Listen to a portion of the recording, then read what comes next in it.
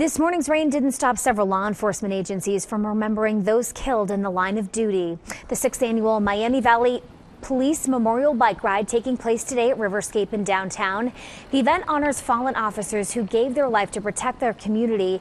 It also raises money to support their surviving family members and friends. We have federal agencies, we have the FBI riding, we have a number of officers from various jurisdictions riding, Dayton, Trotwood,